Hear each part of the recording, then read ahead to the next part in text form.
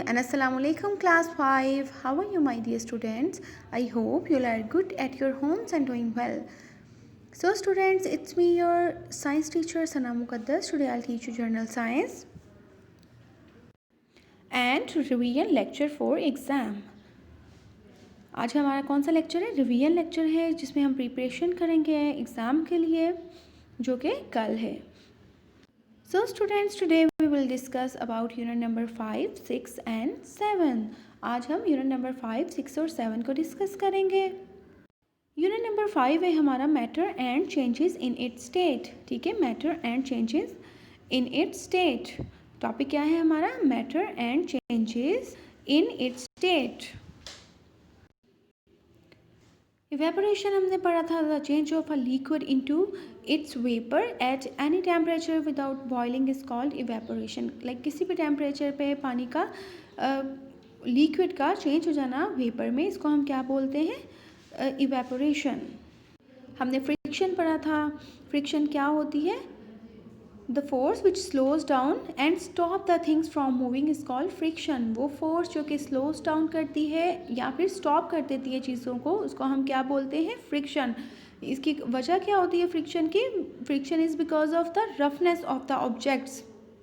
Friction ज़्यादा कहाँ पे पाई जाती है? जहाँ पे रफ हो area. Roughness of the object. Friction is because of the roughness of the object.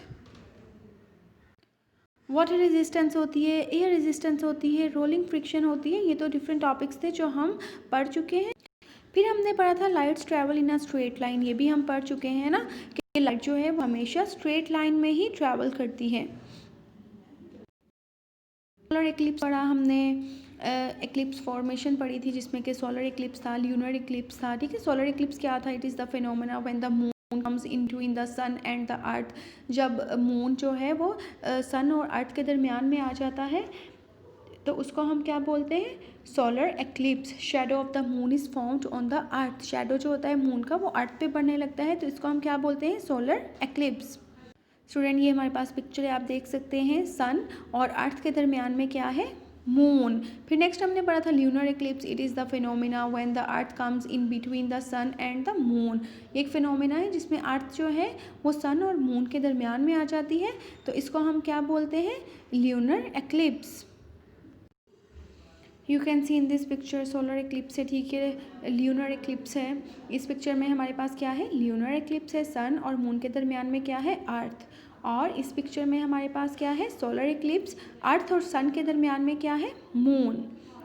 पढ़ लेते हैं. The lunar eclipse is formed when the earth blocks the way for the sunlight to reach the moon. Lunar eclipse कब बनता है? जब अर्थ block कर लेती है सनलाइट को मून तक पहुंचने के लिए.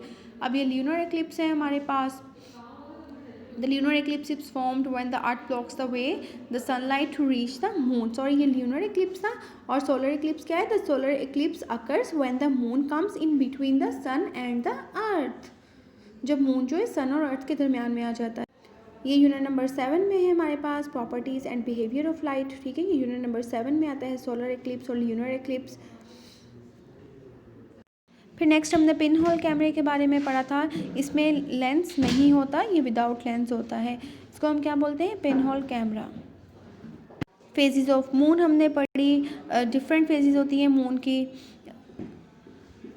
The changing shapes are called phases of the moon. Like moon की जो शेप्स हैं जब चेंज होती रहती हैं उसको हम क्या बोलते हैं? Phases of the moon.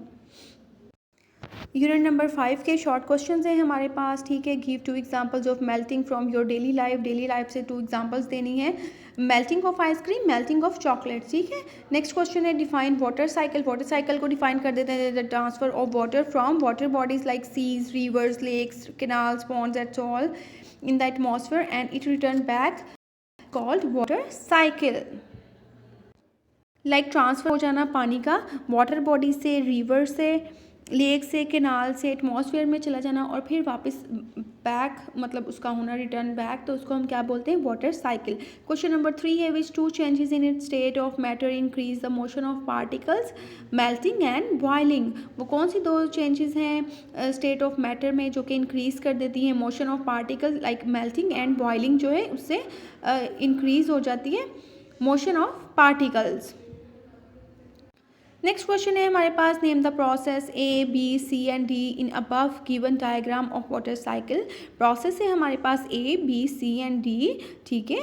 Name of process क्या है, इवेपोरेशन है, कंडेंसेशन है, प्रेसिपिटेशन है एंड पर्कुलेशन है। ओके स्टूडेंट्स, 4 प्रोसेस हैं, evaporation, condensation, precipitation and percolation. Number 4 के लॉन्ग क्वेश्चन है हमारे पास, इसमें हम क्वेश्चन नंबर 2 करेंगे और क्वेश्चन नंबर 3 करेंगे। Give 2 differences between melting and freezing. The change of solid state of matter into its liquid state due to heat is called melting, ठीक है। एग्जांपल हम इसकी देख लेते हैं, मेल्टिंग आइसक्रीम है। फ्रीजिंग देख लेते हैं, it is reserve for melting change of a liquid into its solid state is called freezing. इसको क्या बोलते हैं, फ्रीजिंग। एग्जाम्पल इसकी क्या है, फ्रोजन वाटर। नेक्स्ट क्वेश्चन है हमारे पास, complete the table given below. यहाँ पे प्रोसेस करेंगे, water to ice, ice to water. Name of process है फ्रीजिंग, ठीक है। वाटर टू आइस में क्या होता है, वाटर जब आइस में होता है तो उसको हम क्या बोलते हैं, फ्रीजिंग। और आइस टू वाटर में क्या होता है, melting. Requirements for process heating और कूलिंग, ठीक है। वाटर टू आइस जब होता है तो वो कूलिंग से होता है, और जब आइस टू वाटर होता है तो वो हीटिंग से होता है। लाइक वाटर जब कन्वर्ट होता है आइस में तो वो कूलिंग से होता है, ठीक है। फिर आइस टू वाटर में जब कन्वर्ट होता है आइस से, वो हीटिंग से होता है या फिर मेल्टिंग से। नेक्स्ट हमारे पास यूनिट नंबर 6 है, forces and machines. Short question हम करेंगे 1, 4, 5 एंड 6। क्वेश्चन नंबर 1 देखिए, define friction. The force which slows down और stop that things from moving is called friction. वो फोर्स जो कि स्लो डाउन कर लेती है या फिर स्टॉप कर देती है मूविंग ऑब्जेक्ट्स को, उसको क्या बोलते हैं, फ्रिक्शन। क्वेश्चन नंबर 4 है, define gravitational force. Force of attraction between all material objects is called gravitational force. It depends upon the mass of the objects and the distance between their centres, ठीक है। ये force होती है attraction की between all objects, तमाम objects के दरमियान, इसको हम क्या बोलते हैं, ग्रेविटेशनल फोर्स। क्वेश्चन नंबर 5 है, give 4 examples of such bodies which show streamline shape to reduce friction acting on them. Aeroplanes, ships, boats and sports car have streamlined shape to reduce friction acting upon them. Question number 6 is separate examples of wedge and inclined plane from the following things: slide, X, knife and ladder. Wedge, X and knife. क्या क्या examples हैं, wedge, X and knife. Unit number 6 है, long questions हैं। what is the effect of roughness on friction? Give 4 disadvantage of friction in daily life, ठीक है। as the roughness increases frictional force also increases। जैसे ही roughness increase होती है frictional force जो है वो भी इंक्रीज हो जाती है। डिसएडवांटेजेस देख लेते हैं, friction wears down parts of machine, ठीक है। ये वेयर डाउन कर देती है मशीन के पार्ट्स को। इट प्रोड्यूसेस नॉइज़, ये नॉइज़ प्रोड्यूस करती है machine and car engine become hot.